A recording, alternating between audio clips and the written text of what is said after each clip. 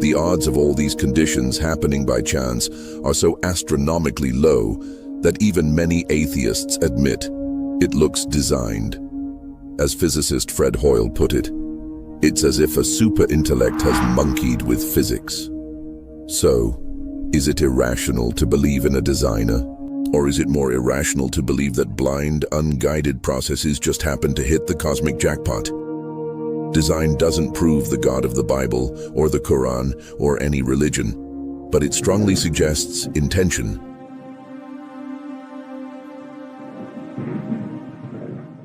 Some truths don't need proof. We feel them, deep down. We feel that love is real, that justice matters, that human life is sacred. We grieve, we hope, we dream. We search for meaning. Why? If we're just collections of atoms shaped by evolution, why should we care about morality, beauty, or truth? Could it be that these inner experiences are not illusions, but echoes of something real? C.S. Lewis once said, "Creatures are not born with desires unless satisfaction for those desires exists." We get hungry, there is food. We get thirsty, there is water. We yearn for meaning, justice, love. Perhaps then there is God. The question many are waiting for. Science is powerful. It's mapped the genome, split the atom, sent rovers to Mars. But here's what science can't do. It can't tell you why the universe exists. It can't prove love is better than hate. It can't explain consciousness, morality, or why you cry at movies. Science answers how. God may answer why. They are not enemies. They are different lenses on the same mystery. In fact, many of the greatest scientists in history believed in God. Isaac Newton, Johannes Kepler, Blaise Pascal, even Einstein believed in a cosmic intelligence. So the idea that science has replaced God, it's a myth, a modern legend. Not long ago, belief in God was the default.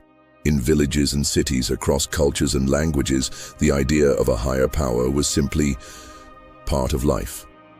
But today, millions walk away from that belief.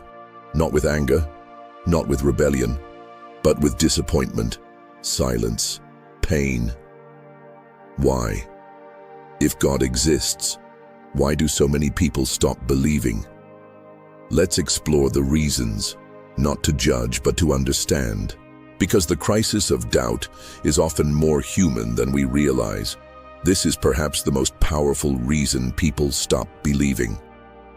A child dies. A family is destroyed by war. A person prays for healing, and the healing never comes. They ask, if God is good, why is the world so broken? This is not just a philosophical question, it's a personal one. We don't ask this in classrooms, we ask it in hospital rooms, in funerals, in sleepless nights of grief. But here's what many miss. Even when people reject God because of suffering, they are still appealing to a moral standard, a belief that suffering is wrong, evil is real, and justice should exist. But where does that standard come from? If we are just dust and molecules, why should suffering matter? Ironically, our very outrage at evil may point to something more, to a world that's not the way it's supposed to be. And maybe, just maybe, a God who grieves it too. Let's be honest, some people don't walk away from God. They walk away from people who claim to represent Him. Scandals in churches, corruption in religious leaders, cruelty disguised as holiness. They see judgment instead of compassion, greed instead of sacrifice, power instead of humility. And they say, if this is God, I want nothing to do with Him. But what if, and this is important, what if these people were not rejecting God, but rejecting a false image of Him? Think about it. Do bad doctors mean medicine is fake? Do corrupt politicians mean democracy is a lie? In the same way, maybe bad religion doesn't disprove God. It just shows we need to separate the real from the distorted. Another reason people stop believing is this. They're told, don't question, just believe. But their minds are full of questions. What about evolution? What about other religions? What if it's all just stories? And when they don't get thoughtful answers, they begin to doubt not just the messengers, but the message itself. Here's the truth. Faith is not the enemy of reason. Real faith invites questions. It welcomes honest inquiry. Some of the most brilliant thinkers in history were people of faith, because they knew. Truth doesn't fear inspection. We shouldn't suppress doubt.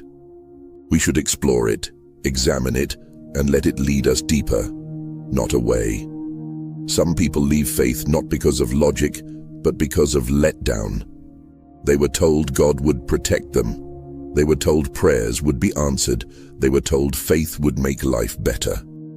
But instead, the marriage ended. The job was lost. The depression didn't lift. So they quietly walked away, not because they hate God, but because they feel He failed them. This is one of the most painful kinds of doubt, and yet, maybe it's also the most honest. What if we've misunderstood what God promises? He doesn't promise an easy life. He promises presence in the struggle, not escape, but endurance.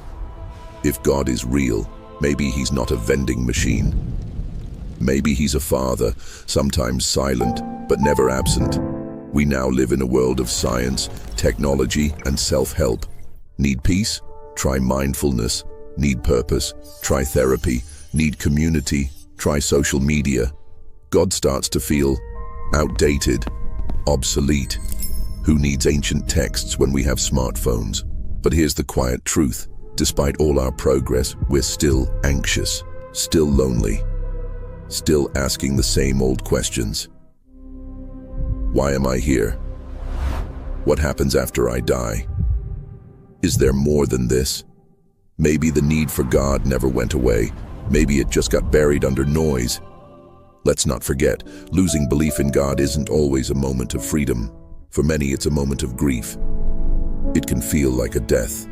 The death of certainty, hope, connection. Former believers often miss the sense of purpose, the peace of prayer, the joy of community.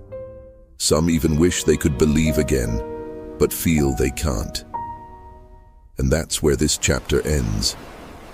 Not with a judgment, not with a solution, but with a question. What if the God you stopped believing in was never the real God to begin with?